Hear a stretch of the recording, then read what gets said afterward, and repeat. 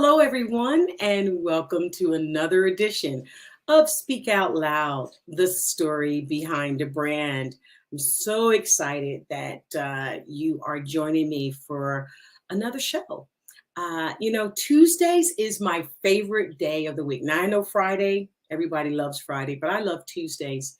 And I love Tuesdays because I get to do this podcast and I get to talk to some of the most incredible people on the planet about their stories behind the brand. And today is not going to be anything different. And today's guest is just someone very special. They have a big, beautiful heart, and they're going to help us get free from some things. So if you have college students, if you have high school students, if you are just out of college, I mean, there's no age limit to what he's going to share with us today.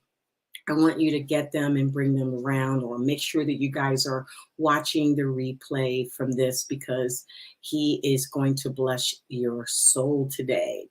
As you know, it is Mental Health Awareness Month. And so we're just bringing folks in to kind of keep our finger on and our foot on the gas on this topic.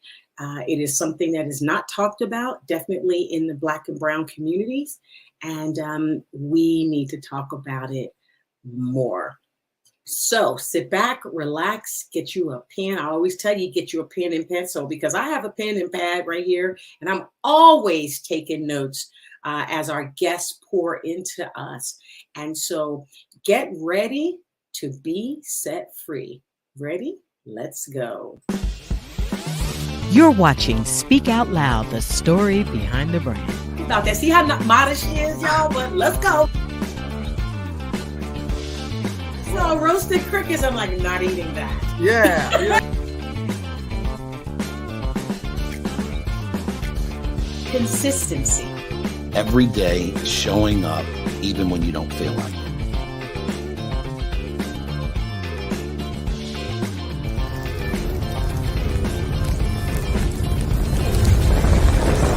And now your host, Lynette Jackson.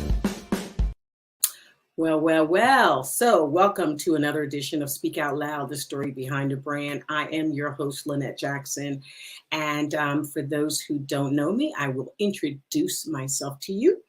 I am an author, a speaker, and I own a really cool company called Roar Media Group. And our tagline is Speak Out Loud.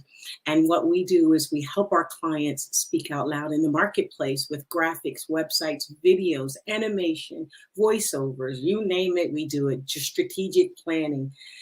We do it because there was a need to provide quality graphics at affordable prices for nonprofits, pastors, churches, and small businesses. And I would love to do it for you. If you feel like you need some help and we can help you out, just log on to our website, roarmediagroup.com, and schedule a free consultation. Before we get started, I have to play a video because this is a sponsor of Speak Out Loud, the story behind the brand, telehelp 24/7. Hi, my name is Lisa. And because of what was going on inside of my head, I lost my smile a long time ago. Millions of individuals are affected by mental illness each year, yet it's not always easy to talk about. Many people don't know where to begin when seeking help for mental health issues, which is why I logged on to telehelp247.org and began speaking with a therapist who assisted me in settling the things in my head and restoring my smile. Log on to telehelp247.org and get your smile back. Telehelp 24/7. Culturally competent mental health care, meeting you where you are.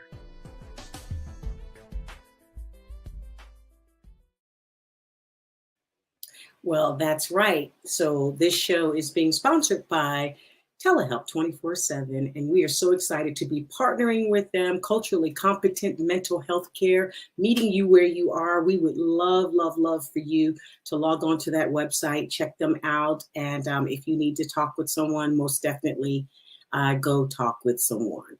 All right, let's get started with our show. Today's show, I heard this gentleman speak at this group that I hang out with, this crazy, crazy group I hang out with every morning at 7 a.m.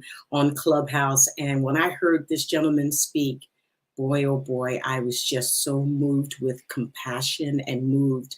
And I just was like, wow, where was he when I was going to school? And I'm quite sure many other people were saying the same thing. So without further ado, I'd like to introduce my guest to you. His name is Mr. Abraham Sculley. Hello, Abraham. How are you? Fantastic. What an amazing introduction. I'm excited to Well, be here. I'm glad that you are here. I am glad that you are here. So, you know this, you know how to do this because we have to do this on Clubhouse all the time. But I always start off asking my guests the four clarity questions, which is who are you? What do you do? Why do you do it? And Abraham, who do you have the privilege to do this for? Yeah. So my name is Abraham Sculley. I am the CEO and founder of Speaks to Inspire, the mental health solution for young adults suffering in silence. And why I do this is because I was once a college student who dealt with depression, had no idea it was depression, and suffered in silence for a very long time. And so I get to work with young adults, youth all across the country, and higher ed institutions and bring programs to promote mental health awareness on campuses. That is so exciting. My client and Telehelp 24/7, the CEO started that company because his daughter suffered with anxiety and she went to Hampton and they were looking at schools, there was no school out there that had an adequate mental health counseling center that could help her. And so he decided, I'm going to start this company. And the company went from there to first responders to EAP to church. Mm. So you talked about you didn't understand um, that you were going through depression. Talk a little bit about Yeah, so I grew up in a Jamaican household. So not with just one Jamaican parent, but I had two that. straight from Jamaica. And so they actually moved to the US. We lived in Miami, Florida, in pursuit of the American dream, right? Okay. So yeah, so it was, more opportunities in the US, greater relationships, ways to build businesses and different things like that. So my parents moved here, and Miami is where I was born and raised. And growing up in that household, we were also a Christian family. And Hmm. so just to give you a little bit of that dynamic, I saw a lot of hard work growing up, and I saw us get through and go through different situations, no matter what Hmm. the issue was, Hmm. by working through it, figuring it out. Right? There wasn't many complaints that I heard from my parents during my childhood. Okay. And so that's how we dealt with things. So fast forward to going to college and being the first in my family to leave home and go off to college. I had no idea what mental health was. I had Mm. no idea what mental health conditions were, things like depression, anxiety. I had never heard those things in the confines of it being a mental health condition. Hmm. When I Hmm. thought of the word depression or anxiety, I thought that's just a white person's issue, or Wow. that is for people who aren't strong enough to handle life's pressures. Oh my goodness. That doesn't happen to people like me, right? Like, not, tall, dark, handsome gentlemen That's like right. myself, right? Growing up to strong Jamaican proud parents, right? We don't People like us, we don't get depressed. And so that cultural background is what shaped and developed the way I knew what mental health was for me. And that carried into me dealing with depression as a college student.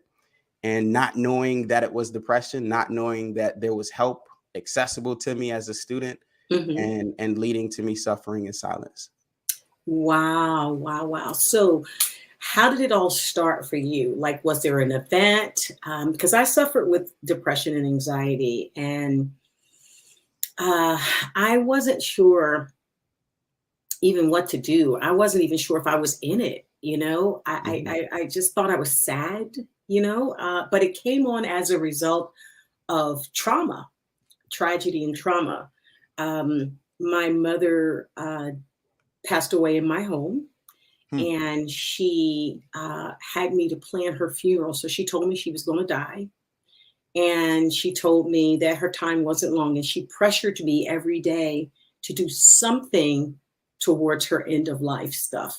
Wow. So do my do not resuscitate, pick out the call, literally. How Like old were you? I was 45, Wow. and she was like, I want to pick out my coffin today. Like, what? Like, who wants to Wow. go picking out their coffin? So I want Yeah. to pick out my coffin. This is the way I want to be dressed. And I'm just not, each day I was just kind of getting darker and darker Mm. in this process. And I had a sister that was mentally ill. She was diagnosed with paranoid schizophrenia, Hmm. and she was institutionalized in Pennsylvania. And it wasn't until I had to tell her that my mom had passed, but we couldn't tell her during the time that mom was sick because she was on suicide watch. Mm. The doctors just said, this is not a good time to watch her, to tell her this, because we've been watching her and she's just been going into a deeper depression. So I kind of thought maybe she kind of knew, she kind of sensed something was happening. Mm. But, that took place. And so it wasn't until I had to tell her 6 months later that my mom had passed when she called to ask to speak to my mother. Go figure. Oh, So now all of this is so much stress. Like, this is super stressful. And I wasn't even sure. I just thought, what, I just can't get out of this funk. What is it? And I realized then, I'm in full blown depression. So what was the moment for you that made you realize that, hey, this is not just sadness? Because I think we get it mixed up with, oh, I'm feeling sad today. What was the moment for you? so it was a series of events. I can't Okay. say that there was one specific thing. And to kind of give you some context, I experienced some difficult things growing up as well. Hmm. And as I grew older and became more aware and knowledgeable of what mental health conditions look like, and those symptoms, I was kind of backtracking on my youth and realized that I probably was depressed then. I just had no idea. Okay. Another thing that happened during when I was younger, my parents, after being married for over 20 years, divorced, and so Okay. that was very difficult on our family, and Mm. I never dealt with that during that time. So that was an event in addition to other events that occurred. And that's something that I like to mention as well. It's like, for most individuals, we all experience some sort of trauma, Yeah. right? Whether it is firsthand or secondary trauma. And so it's important to become aware of how we're affected by certain events so Hmm. that we can address those events and actually deal and heal from those Yes. things.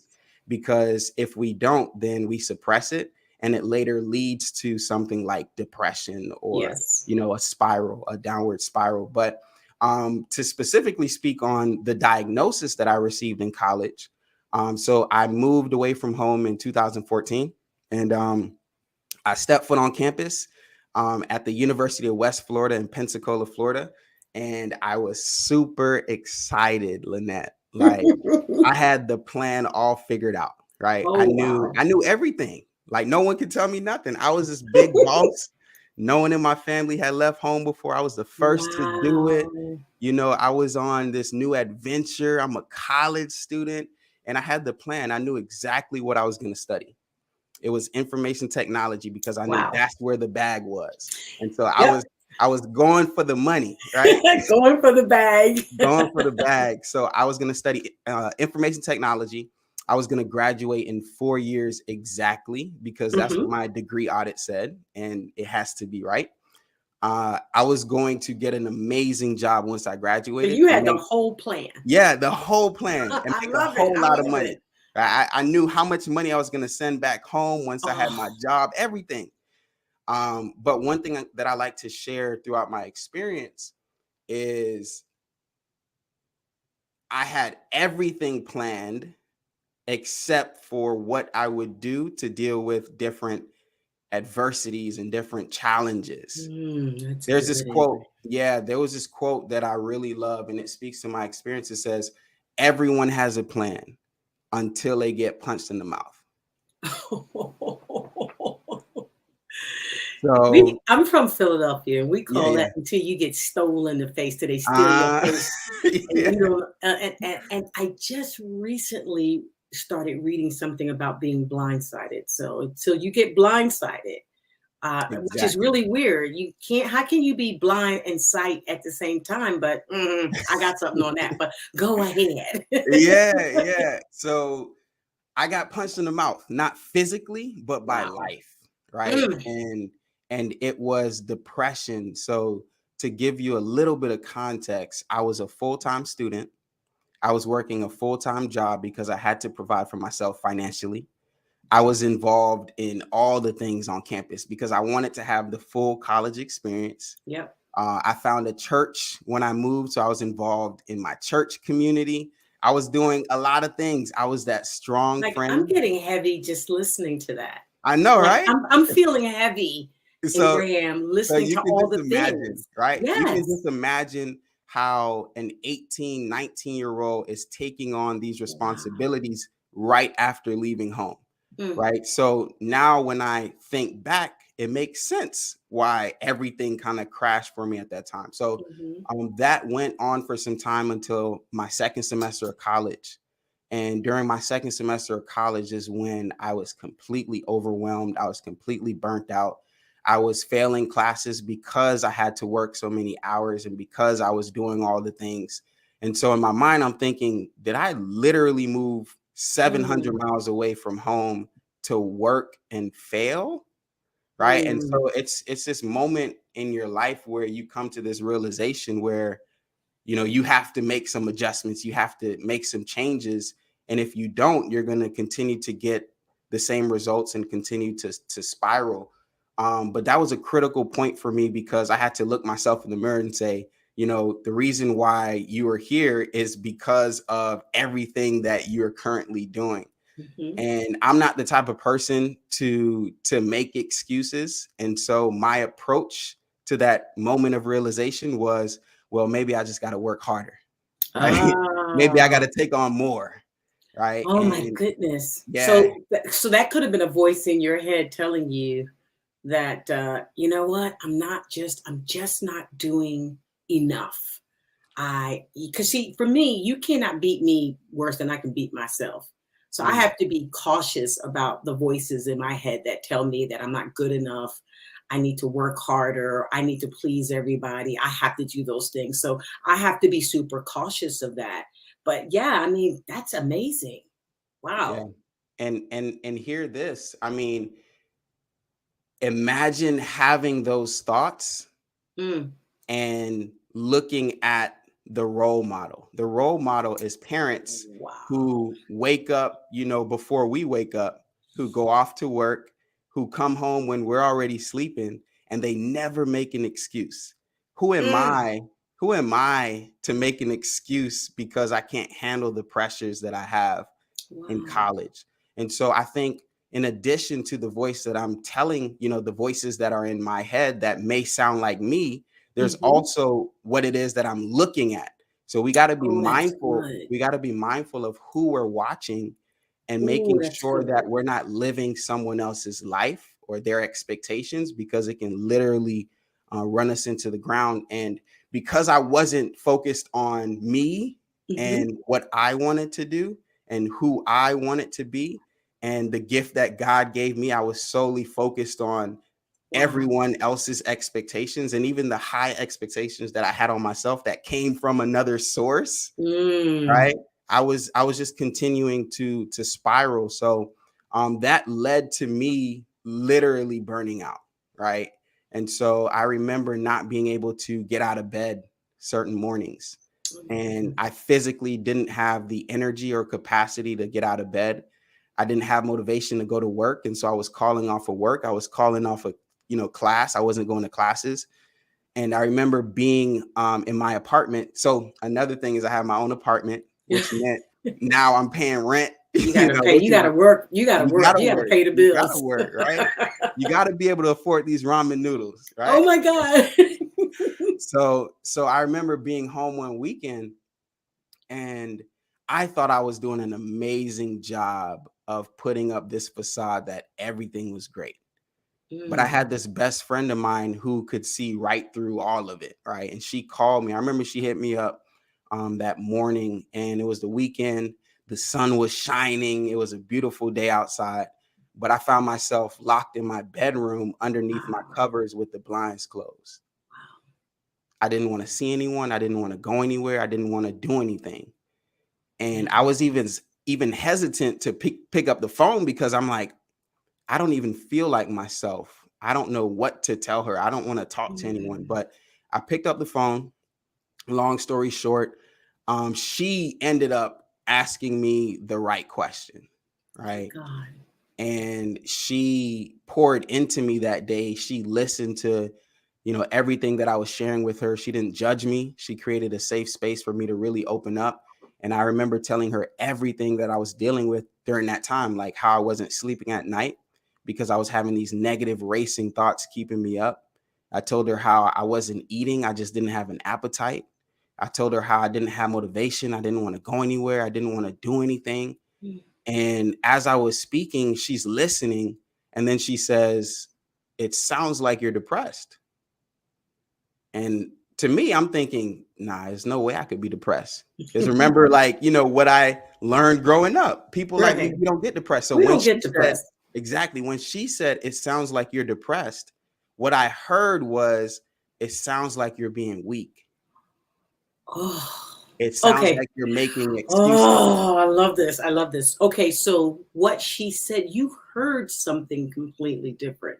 Going back to those thoughts, right? Going back to the thoughts, right? She said, sounds like you're depressed. You heard you're weak. You're weak. You're making You're excuses. making excuses. Wow. That is so powerful because, you know, the Bible tells us that we have to cast down every thought and every imagination that exalts itself above the knowledge of God. And I, first of all, want to say thank God for your friend, because I had one that said, not on my watch. Mm. Did you eat today? Did you Yeah. shower today? What are you doing right now? Open up these blinds. No, you're going to get in the shower today because it's not going to be on my watch.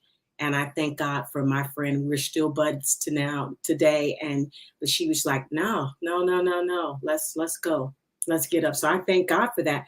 But that's interesting that you said she said one thing and you heard another. And do you think that that is typical of people who are going through depression, and when someone speaks to them about something, that they will think that, oh, wow, I'm not good enough, or I am crazy?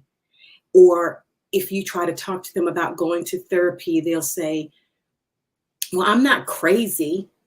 And so talk about that, because I think that's a great point to kind of settle in on, is you heard something different. So I wrote a book called Unlearn the Lies. And the reason Oh. the reason I wrote the book is because I realized that I wasn't the only one telling myself lies that kept me suffering in silence. Right. And so it Okay, wait, you weren't the only one telling yourself lies wasn't just me. that kept you suffering in silence. That is a very powerful statement. So it goes back to who's around you, who are you watching, who are you allowing to speak into your life. Oh my God, go ahead, I'm sorry, go ahead, that was just so Yeah. good. That was an aha for me, like, whoa, an aha for me. Go ahead, because I can relate to everything that you're saying. 100%. And so many of us do. But the reason why we don't know is because we're not talking about it. And Mm, so I took it upon myself to start talking about it. So I embarked on this journey of being a mental health advocate in 2016. okay. So I had been speaking and advocating for mental health resources and conversations when I was in college in 2016. And like I said, the reason I was doing it is because once I got the knowledge that depression was an actual mental health condition and Hmm. there were things that I could do to get well, I started to have these one-on-one conversations with friends, peers, and colleagues. And in those conversations, I realized I wasn't the only one struggling. Yes. We all were struggling. It's just Yes. nobody was talking about it. And I said, yo, there's a problem here. Ain't no way Wow. all my friends and family members gonna be struggling and I got a voice and God gave me a gift. Mm, And so I made it my mission to talk about it. And so in the book, I cover 7 specific lies that okay. many of us tell ourselves. I'm not going to go through all of the lies, but for the sake of time, but I'll share with you a few lies that I Okay. hear often as I do presentations, as I have conversations. And this can be from someone who is 12, 13, 14 to someone who's in their 60s, Hmm. 70s, right? The lies are the same, They right? are. Because they're passed down from generation, Oh, right? yeah. And so one of the lies is that mental illness, things like depression, anxiety, schizophrenia, bipolar disorder, is a sign of weakness. Mm, And so yes. if you are depressed, you are weak. And in uncovering these Wow. lies, the only way I was able to reshape my thinking was to find the truth. Mm, And so I highlight in the book, what is the lie? What is the truth? How do we unlearn the lie and relearn the truth? mm, Right. that's so And good. so that's one of the lies, that depression is a sign of weakness. Another lie is that I can pray depression away. Oh, There's a, I that's a yeah, go good ahead. one. Go ahead. That's Go a ahead. good one. That's a good one. Oh my God, that you can pray depression away. Why is that a lie? So there is a scripture that I found. And for me, I needed this because of my background, because of my identity, because of my Hmm. foundation. My foundation and my belief is that I was created by a creator, Mm, and this creator loves me, right? And he will do everything in his power to give me whatever instruction I need to live here on this earth, right? And so hmm. because that is who I am, I needed evidence to validate that, right? And so I found in the Bible, which is my basic instruction Okay. manual before leaving this earth, in the book of James, right? And it says, I Okay. can't remember exactly where in James, but it says faith without works is dead, Yes. right? Yes. And so essentially what that meant for me is that I can have faith that I was going to be well and that I wasn't going to stay in this position Oh, come forever. on, Abraham. But if I didn't apply the work, Mm, I couldn't expect any other result than what I was getting. And so my next question to myself was, so what is the work? How mm, do I work for my mental health? I don't even know what mental health is. I never heard of this. I didn't know you mm. could work for it. I didn't know you can prioritize it. What does that even mean? Right? Oh, And I'm so working for my mental health today. yeah, Hmm. like what? That don't even sound right. So I had to educate myself again, right? And so a part of the work for me was consistently seeing a psychologist. During the Mm, early parts of treatment for me, I was taking medication for okay. depression, Okay. right? A part of the work was consistently journaling. We're talking Mm, about thoughts. I had to learn how to challenge negative thoughts instead of accepting them as the truth, because just because the thought is in my head, it doesn't make the thought true. And Oh, oftentimes I was taking these thoughts as truth because I'm thinking, well, if it's in my head, it must be true. it has to be true, Abraham. But Like, that's not the because truth. it's true. It's like it has to be true. And that is not true. And I gave Oh, those that's thoughts good. so much power and they were ruling my Wow. life. And so I had to learn how to challenge negative thoughts. And that is work. That's not easy. It is not. It's Right. not And so easy. I No. continued to pray and I Mhm. continued to do the work. And then I started to see some positive results. So it makes sense. Albert Einstein says insanity is doing the same thing over and Over over, and over. yet expecting different results. I Yeah. just started to do something different and I started to see the results that I wanted to see. Exactly.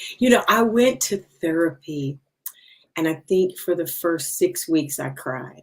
I just Mm, cried. I cried. I mean, because I had never just talked to people about my raw feelings, like my very raw feelings, and not have them judge me, right? Because mhm, we were always being, of course, we're being judged. So we guard ourselves and not want to share our mhm, most intimate feelings, or, like you said, feel like we are weak because shame has been put on us that if you are depressed, you are weak. And I'll never forget, like, my therapist telling me, that one of the things that he wanted me to work on was to stop allowing people to rent space in my head. I like that. That was Break that an down. Wh- aha moment. And so he said I was giving away space in my head to people. And he goes, at least if you're going to rent some space, rent means pay. They need to at least pay. Yeah. But I was allowing people to get in my headspace, to tell me that I wasn't good enough, to tell me I wasn't worthy. And so it started to bring on low self-esteem. And I just felt like I couldn't do anything great. Mm, And so, going through, I wrote a book as well. And one of the basic things that I share with people in this book is to look beyond the surface of what they're going through to identify the things that brought them there. So, in mm. essence, people think that a sinkhole just happens, right? And I said this even last week on my show, but we think that a sinkhole is, oh my God, a 40-foot sinkhole just opened up and it's like 40 feet. That sinkhole has been working for years. What you just see is the byproduct of it, which is the hole. But the underlying resources have been deteriorating. That earth has been deteriorating for a long time. And then what happens, it just opens up. And so you see the depression. So what you were experiencing, because I was feeling the heaviness of all of the things that you had to do Yeah. in college. I was like, oh my God, I'm getting heavy from just wanting to take that weight from you. But what was going on was resources, your underlying internal resources, besides the stuff that's in your head, was just wearing you out. And interesting enough, I had a house in Riverdale, Georgia. And when that house was built, what the contractors used to do years ago was all of the extra supplies and they shouldn't have done, it's just completely illegal to do. But all of the extra material left from the building of the house, they just dug a hole and just put it there. And so I was in that house for years. And then all of a sudden I started seeing, my backyard get this hole, and it just kept getting bigger and bigger and bigger. And I'll never forget God bringing that to my remembrance to say, this is how depression looks. But what happened was all of the material, all the stuff that was not solid, that was buried under there, eventually deteriorated. It evaporated. It Mm, just went to nothing, which caused the hole. And so that helped me to help other people to say, let's look beyond the surface. Because right now the surface is showing us what's going on, but we've got to look deeper to mm, find out what's going on the inside of us that's bringing this hole on the surface. Let's try to fill. The book is called Hollow, by the way. I like it. But it's like, let's try to fill the space inside of us so that we don't have these open holes of depression in our life. And so, with that, I tried to fill my life with all the wrong things: Mm, drugs, alcohol, people, I'm not good enough, low self. mhm. So I tried to fill it with a lot of the wrong things. But it's just something that you are, the mind is just so powerful that you have to be cautious as to who comes into your life, who feeds you, because those thoughts can be just interesting. You had something on your website that talked about your faith in God and depression together. Talk a little bit about that. Do you know what I'm talking about? Matter of fact, I'm Yeah. gonna, Yeah, yeah. yeah, yeah. I can touch on that story, but before Yeah, I get there, I yeah. do want to reverse just a little bit Hmm. because I was thinking about um my remarks about faith without works is dead, Uh-huh. right? And I want to come back to that for just a moment because Sure. it's critically important that we understand that as just because we're putting in the work, it doesn't mean that we're going to see results right away. It's Yes. more of the perspective of I am committing to the process and willing Hmm. to do what it takes for me to experience well-being, Yeah. right? And I think oftentimes, especially for me early on, I started doing the work and I started expecting results right away because I was doing the work. Hmm. But I had some low moments and I had some high moments, and it was a long period of treatment and recovery before I started to see something. And I kind of liken it to the farmer, right? The seasoned farmer, the one who's been doing this for a while, right? Hmm. He's not, new to this. But when he goes out and he plants seeds, Hmm. right? And he goes to sleep that night, he doesn't stay up worrying about whether or not those seeds are going to bring a harvest That's because good. he knows that whatever he sows, he will also reap That's in due good. season. And I think when it comes to our mental health, we need to take the time limit Oh, off of good. it. We need to take the expectations off of it and just say, this is what it looks like to prioritize my mental health. Just like we show up to work, we don't know. Well, I don't work for anybody, but like Ooh, that's nice. when I did at one point, I don't show up to work every single day wondering and worrying, when am I going to be promoted? When am I going to get that Okay. raise? When am I, you know what I'm saying? You Hmm. commit to the process and you do what you need to do. And then at some point you will be recognized and compensated for the work that you're doing on a daily basis, consistent basis. So I do Hmm. want to tie that into it, is patience and consistency in prioritizing our mental health is what allows us to experience those results. But going back to your point about faith in God. So I remember when I got to a really low point during my life when I was away in college, and it got so bad to where I was having these negative thoughts, and they got really dark. And at the time, I was Mm. on medication, and I wasn't having a good reaction to medication. And I remember I started to think about suicide, and Mm. it was the first in my life that I had ever imagined anything like that. And I never thought that someone like me, like, the happy person, the strong friend, the motivated person, like, how could I be thinking about something like this? And so I was very afraid, right? Mm. And it got so bad to the point where I wasn't sure whether I would act on those thoughts or not. Wow. I didn't have the confidence that I wouldn't act on it. And so I packed my bags and I went back home.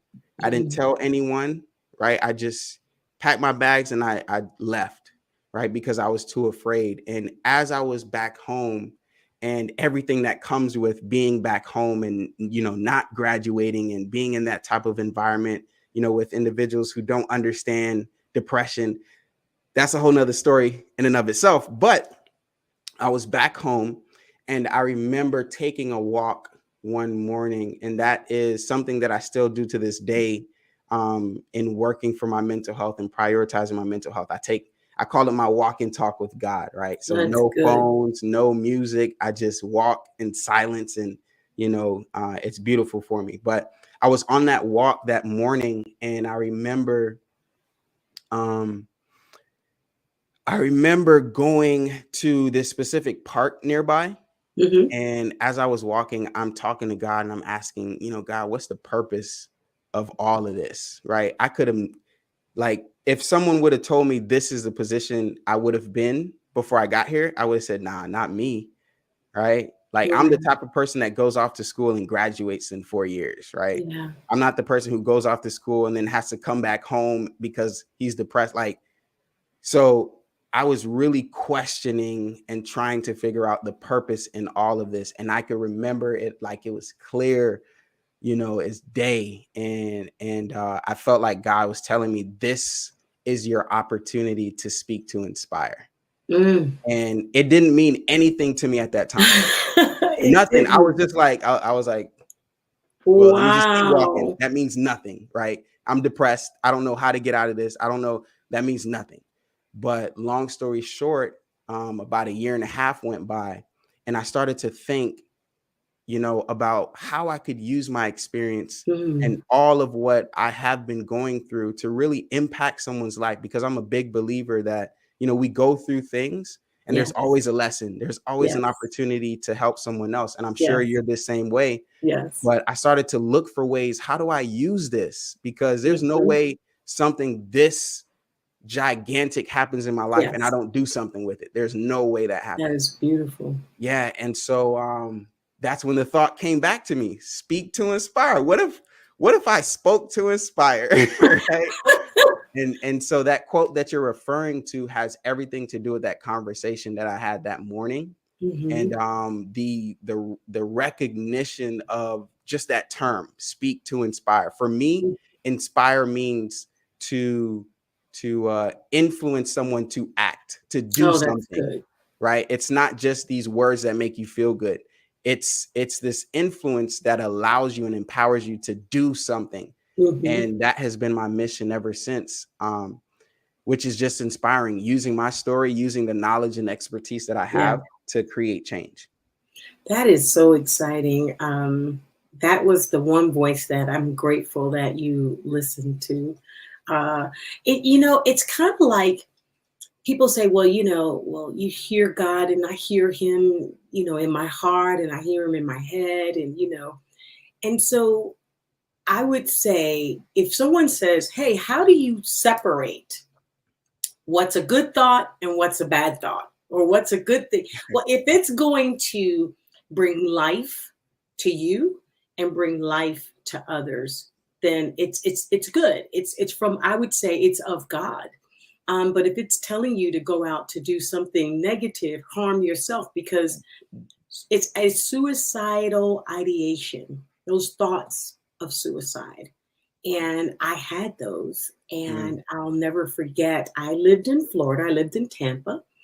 And so, in Tampa or down in Florida, a pool comes like normally everybody else may get a washer and dryer with their house, but a pool comes with your house yeah, too. yeah, yeah. You got to have a pool in Expect Florida, it. or why be in Florida? Yeah. And I had this really lovely pool that I enjoy swimming in, in the evenings. But I remember being so, because I went dark too, Abraham. I went real dark. And I remember sitting outside thinking to myself, I could just like contemplate it, like strategic. That's those thoughts that we don't need to listen to, but strategic and contemplating. You know what? Life just sucks so bad right now. Things are just so bad for me. I'm just going to just like, I'll just jump in at 6 feet. But I'm going to tie a rock to my ankle so that I Mm, could stay down, and I can just, I'll just drown. I'll just drown. mm, And the only thing that really helped me with that thought was the thought of my son getting off the school bus at 16 years of age, having to turn the corner, and you would get off the bus, turn the corner, and you would see our pool. And what would happen to him if he walked and saw me there? mm, And that stopped. I had another thought, because that very sister that was diagnosed with paranoid schizophrenia, I took her off life support. So she only went in to have knee surgery. And I went to Pennsylvania, went with her. Monday, she had knee surgery. Thursday, I took her off life support. Wow. And it was sudden, shocking, just can't believe this. And I never forget, after identifying her body, I had to get on a plane and go home. And just thinking, like, Mm, what just happened? Like when I was flying here from Tampa to Pennsylvania, if you had asked me if that was going to happen on Thursday, that I would be identifying her, I would be like, get out of here. But that happened, and that was another time that I had thoughts of, I'm being pumped, like like mm, what's going on? And so it was at that point that I started to, know that I needed to get some help, because I was having too many days of darkness. So therefore, I always tell people that, depression is a normal process of life. We get sad. We get sad. We the sun rises and it sets. But if the sun rises and it never sets, then we have a problem. Or if the sun doesn't ever rise, we have a problem.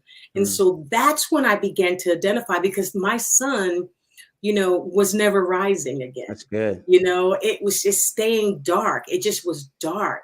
And I said, I gotta get some help. And through friends, I was able to do that. And so let's chat a little bit about how we can help students or people. Because I read an article that said 1,100 college students. Matter of fact, I have it up. It said 1,100 college students. So 1,100 suicides on college campuses per year. 1,100 Mm, approximately. And 25% know of someone who has died as a result of suicide, and 40% know someone who's attempted mm. suicide. So let's talk a little bit about how we can shift this story now and really help people who may be not in college, but not necessarily in college, but to kind of work through the process. You talked about things that help you um, practice good mental health. So, share some things that you do so that you don't go dark. Yeah, first of all, thank you for sharing your story and being transparent on this. I think it's critical that we who have stories share those stories, Mhm. because it helps to end the stigma associated with Yes, mental health conditions and just the human experience. When yes, we can put a face and a name and a voice to yep. different conditions, it makes it a little bit easier to talk about it and get help. So thank you for that. I do want to kind of stay in the same vein of what you were talking about with suicide, because it's a very important conversation, especially now with what we're seeing in the news, specifically regarding student athletes. Mm, So number one, what I oftentimes share is that when someone is considering suicide, more times than not, they don't want to die. that's true. I didn't want to die. They want to end the pain. I wanted the pain to stop. That's so good. So, what I Very good. share is that suicide does not end the pain, it transfers it to those who are left behind. Wow, that's huge. And Yes. it's very important that you shared what you shared, because you were considering suicide, but the thought of transferring that pain to Mm, your son is what stopped you in your tracks to say, what would this do to my son? mhm. And I think when we can have that perspective in those low moments, it can increase the likelihood of us wanting to stay alive, because we're not just thinking about, my pain and what this may do to us. And what we know as human beings is that we have an innate desire for human connection. And Yes. so if we can build human connection, even if it's just in our thoughts, Yeah. that alone gives us hope to stay alive. So because you were thinking about your connection with your son, it gave you the hope to say, I'm not going to do that, Yeah. because that will do something to my son. So I do want to share that, but also the National Suicide Prevention Lifeline is a very good resource. Okay. It's 800 or 1-800-273-8255. And there's also a crisis text line. So any individual watching this or, listening to the replay, if you text the word home, HOME, to 741-741, you can speak with a crisis counselor 24/7, absolutely free. That's And good. that's if you are in a position where you need to talk to someone, maybe you're not comfortable, speaking, and you want to text, you can utilize either of those resources. But here's the other thing with those resources.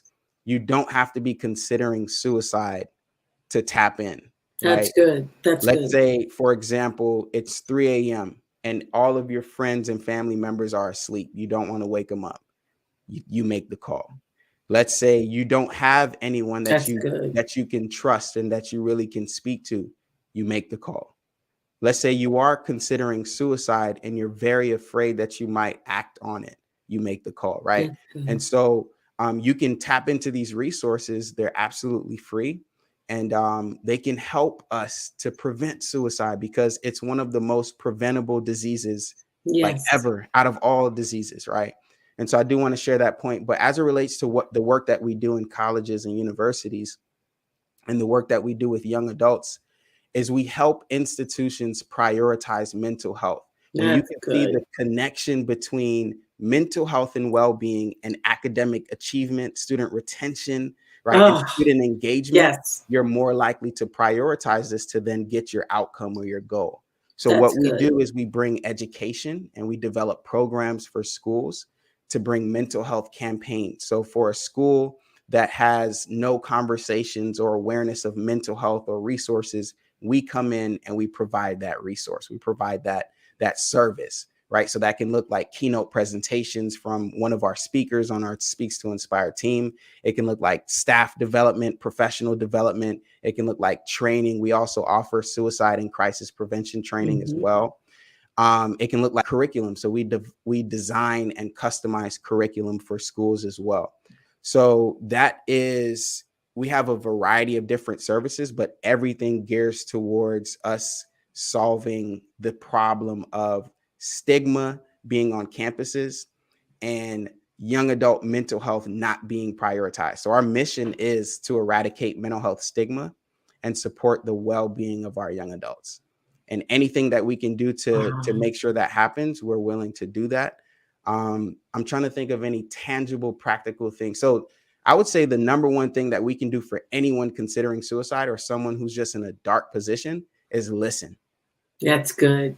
Listen to understand, not to Oh, not to good. say the right things, not to have the perfect Or words respond. or Yeah. Listen to respond. understand. Listen to understand. And when we can have the perspective of, I just That's want to sit good. here with you. I just want to hear, right? You can say things like, tell me more, Hmm. right? I don't understand that. I've never been there. Tell me more. That's so good. Right. And when my best friend did that for me years ago, I knew she was genuine because she could have easily said, oh, Abe, you good? All right, I'll talk to you next time. But Because she we don't said, tell people that it's not something that, oh, I'm just not, but if we tell you that we're not doing good, listen. mhm, Listen, because mhm, one of the things that we do is we hide behind that mask, that screen, because we don't want anybody to know. We there's a song out that says, if I'm being honest, I'm not being honest. I mm, give you roses from my garden just so that you don't see the weeds. I give wow. you roses just so that you don't see the weeds in my garden. And so we don't come out and say, I'm depressed today. No, a lot of times listening to a person will help you understand the state of where they are. But if a person tells you that they're not doing good, listen, Mhm, and get help because they're crying out. I tried to express this to a family member, and this is the way I described it. They said, how are you doing? I said, I'm not doing good. Well, what do you mean you're not doing good? I said, okay, let me try to help you understand. My brain is like jello, okay? And if you were to put jello in your hands right now, the heat from your hands would begin to melt the jello. hmm, And if you're holding the jello in your hands like that, this is where I'm explaining it to her. So the jello will begin to seep. I said, every day My job is to not let the jello hit the floor. That's all I'm trying to do. Is I just don't want the like if I felt like if the What an jello hit the explanation. floor, that it just and I tried to, I was just so in such a dark place that I wanted them. I said, but if the jello hit the floor, it's over. And every day I work hard just to cup my hands so that I don't drop the jello on the floor. And so if a person is speaking to you in that term or just talking to you, telling you that they're not doing good, listen, I just love listen. I love that visual because I think we all can imagine that as you're explaining it. Exactly. And I want to ask you a follow-up question. I hope it's okay before I Yeah. share some of the things that I do to make sure that I'm staying well. Um, when you are in those seasons or when you have been in those seasons in the past, what is it that you needed from those who were close to you, those who you love? I needed someone to hear me. Just listen. Just just listen to me and just let me share what's on my heart because for me, and here's another, I'm a very visual person. As you can tell, I have a company that's called Speak Out Loud. It's a marketing company. We do digital graphics, right? But for me, the way I try to explain it to people is all my files were on top of the cabinet. And I could never have any total recall because I didn't know where anything was. So for me, I needed to get that stuff filed away and put in its proper place in a filing cabinet. So I'm old school. I'm 60. So, okay. So that's why I talk about files. But even if it's digital Beware. files, 60, I am 60. Even if it's digital files, it's just like having your computer screen with every file that you have ever saved to your desktop on your desktop and not put away in proper files. That's how my brain was very chaotic. And so I was just reaching out to folks to try to figure out, like I just need some help. And but the reason why I couldn't get the help from those friends and family that because they didn't understand. They didn't understand Abraham because of the stigma attached to it. And so no one wants a broken friend. No one wants a broken family member. And so I've heard this before. I don't know whether you've heard this before, but it's like, how you doing? Oh, I ain't doing that great today. Okay, well, call me when you feel better. Wow. Call me. All right, girl, well, call me when you feel better. Or call me when, no, I'm telling you, I'm not doing well. So yes, if for me, I just needed somebody to just help me, Abraham, file the files. Help me make sense of this. And my therapist was able to help me do that because first of all, he was telling me, you trying to do all the things and you trying to be everything to everybody. You're just one person. People are renting space in your head. They don't need to do that. You need to learn boundaries. You need to say no. And it was difficult for me to do that. So I hope I Wow. answered your question. Absolutely.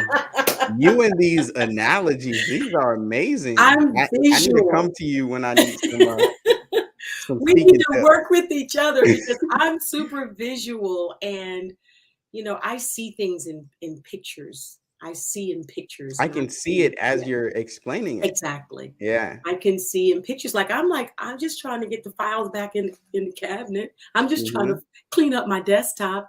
Yeah. And here's another analogy. What I did was, and I know a lot of people do this because I still do this right now. I multitask a lot on my computers. And just because you're not looking at the software in front of you doesn't mean it's not running in the background.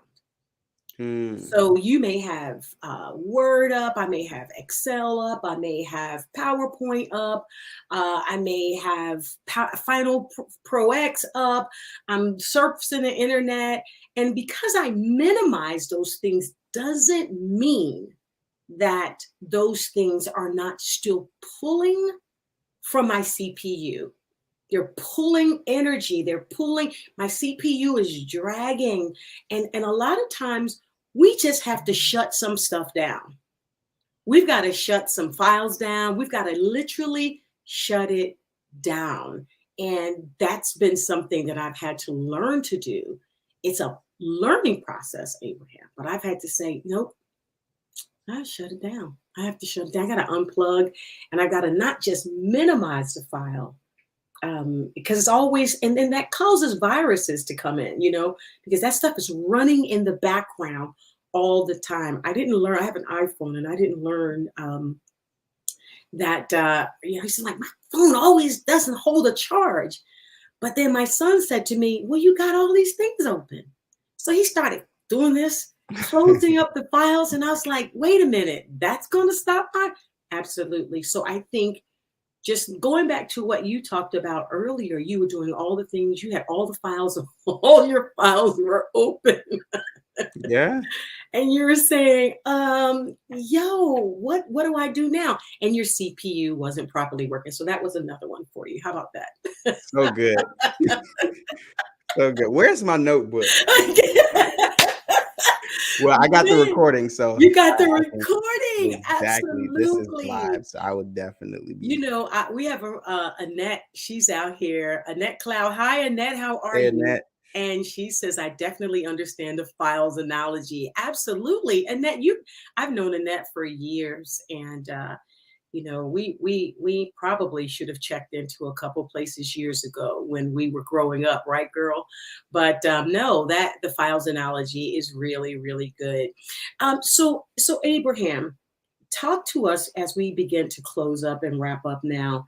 Help us understand just what we can do if a person wants to get connected with your programs, if they want to hire you, because I think your story is absolutely phenomenal. And just listening to you share, and like, we didn't even get into the cultural piece, right? So just listening to you share your story about your upbringing and things like that just blessed me. And I've heard your story before, and it's just it's a beautiful testimony, and I just love listening to you articulate how you've grown through this process, and now that out of this pain that you have, you are now, it's leaning you towards your purpose. But like, how does a person get you to come to their church? Because our churches need to hear you. How far do you go? Like, do you go to high schools? Do you go to middle schools? How far do you go? So we are willing to partner with any institution who's looking to start the conversation. So that looks like churches, high schools, middle schools, corporations. We focus mainly in higher education. Okay. However, we have requests from all over. We recently got a request from a tech company in California, and the tech company has nothing to do with who we specifically work with, but mental health is something we all need to talk about. It doesn't matter what industry you're in. So whoever's willing to have the conversation, we're willing to partner to amplify the conversation about mental health and resources. I do want to share something to what you mentioned about my story, and thank you for those words. The reason why the story is so powerful, I'm gonna tell you the secret. Okay. You ready? Yeah, I'm ready. The reason why it's so powerful is because it's relatable. You find yourself somewhere in my story. Absolutely. The reason why we emphasize storytelling is because it's relatable. So again, I'm with Speaks to Inspire, the mental health solution for young adults suffering in silence. We're on a mission to eradicate mental health stigma and support the well-being of young adults. And the way we do that is through storytelling and mental health education. When we can pair the two, that's when you see real change. Because if you can have someone stand in front of you and give you something that you can put yourself into but then provide context and education to what this actually means and how you can get help, transformation happens there. So Oh, that's good. they can reach out to us. I see it at the bottom now, speaks2inspire.com. And there's information to learn more about the company, our services, and how you can contact us. There is a contact button at the top or a work with us button at the top, and you can submit a contact form, and our team will reach out to you as soon as possible. So, how long have you been doing this, my brother?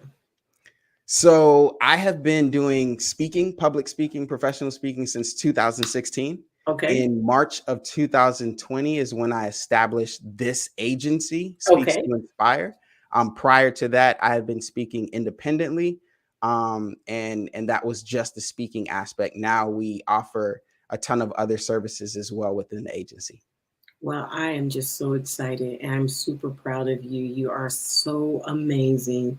Thank you. And, as I mentioned, I heard your story. You blessed me.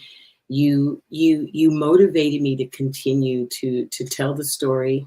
I I'm sorry to cut you off. You have such a deep, powerful story. Like, I was sitting here thinking to myself, like, that was a lot that you experienced. And I can just imagine the process of being able to uncover some of that stuff and like really Mhm, heal from that. And it was just mind blowing to hear you. I think I heard bits and pieces of it before somewhere, but mhm. just to hear you kind of break it down today was very powerful. So thank you again Thank for doing you.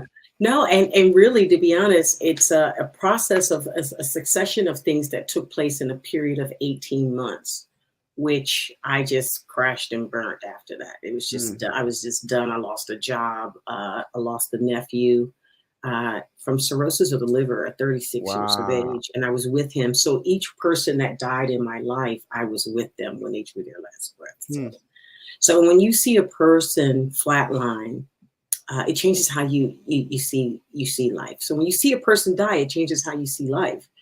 And the interesting thing Hmm. is when you watch it on TV, oh, they boop, boop, boop, boop, boop, they just flatline. No, to see that for life, for real, and to know that it is a family member, it was a sibling, and that you were responsible for uh, the do not resuscitate, that you had to put your name on the line that says let's unplug everything. And for years, Abraham, I carried the Hmm. voices and the pain and the heaviness of it was your fault that she died. For years, and until I went to therapy and said, listen, that's why I said to you, when I first went to therapy, I probably cried for 6 weeks. Like the doctor's trying to talk to me. I mean, it was just one of those breathe, those ones that cries that you can't breathe that well, Yeah, yeah, yeah, yeah. I know that one real well. It was one of those, and it was just because I had so much on the inside of me, and he really encouraged me to journal. So I journaled through that process, and then after I started getting healing from the journaling, I actually picked up my journal and started writing lessons learned Wow. from the things that I learned. I was like, girl, you were really tripping at this time, but you could have done this or you should have done this. And so I formulated this book. As a matter of fact, Annette was at my book signing back in Nice. 2011. She came from Charlotte. She's a good friend, and she came from Charlotte for that. But it just is a lot to deal with. And you've motivated me. You've inspired me, Abraham Sculley. I Matter of did fact, I my love job. your name. You did your job. I love your name, by the way. I love Thank you. seeing Abraham Sculley. Yeah. But you've inspired me to pull the book out and do a lot more with it, and to really, in this day and time, because I think I was a little bit ahead of my time. I think what I wrote about it, I've spoken in Thailand, I've spoken all over the US when the Wow. book came out. And not one person, I don't care if they didn't speak English, they would come to me with a translator and say, that's my story. So that's what you were saying, is you can find yourself in that story. And they were like, this is my life. Were you looking in my room last night? Or this is what I've been experiencing. And so it's really, really been, it's been a ride, but I really am feeling a pull back in that area to do that. So you have inspired Miss Jackson to get Sorry, up Miss Jackson. Okay, I'm gonna let you go ahead with that, because if I got a penny for everybody that sang that song to me, Well, I you set would it up. be You rich. set it up for me, so I couldn't resist. I mean, and then of course I get Miss Jackson if you're nasty. I get that one all the time. Okay. Maybe when I'm at the airport and I'm checking in and I'm like, yeah, what's your name? Lynette Jackson. Oh, sorry, Miss Jackson. You're like, oh, okay, go ahead. Yeah. But you have really, really inspired me to really to take up the cause and to really continue to press, because I have a family member that, like I said, my sister, and for years she was misdiagnosed. And so that's a whole nother story. So Abraham, you don't have to come back. And I love to have you come on Speak Out Loud and speak out loud about all this good stuff and share some of the stories and some of the deliverance of people. Because I always feel like on the other side of your obedience is someone else's deliverance. And so today, I thank you for agreeing to speak to our audience, because there are so many people today that have been delivered and that will contact you, that will contact the National Suicide Prevention Line, and just to get some help. So before we leave, I would just love for you to just look in the camera and inspire someone today with something that can help them move from darkness into light. You're not alone, and everything that you are experiencing at this time, you don't have to experience by yourself.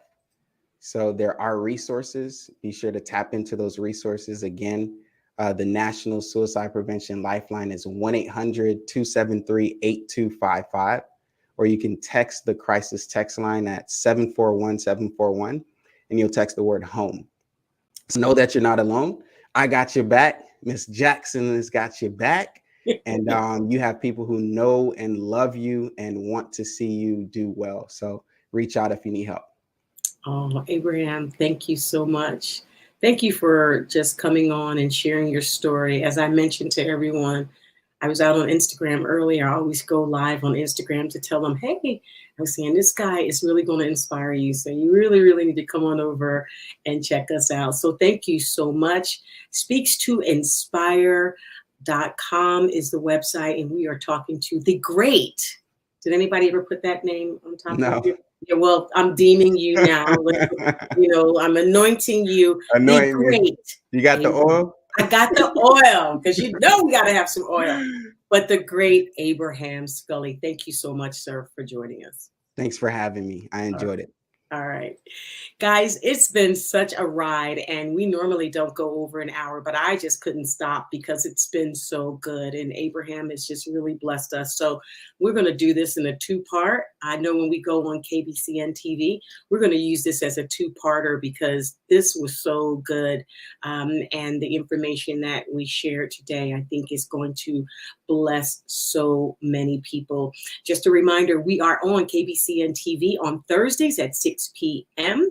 So last week's show that was live with Miss Marsha Tate will be airing on KBCN TV on this Thursday at 6 p.m. Remember that God loves you, I love you, but most importantly, learn to love yourself. Bye for now. You've been watching Speak Out Loud, the story behind the brand with your host, Lynette Jackson. Please like, share, and subscribe to this podcast. And until next week, don't forget to use your voice to speak out loud.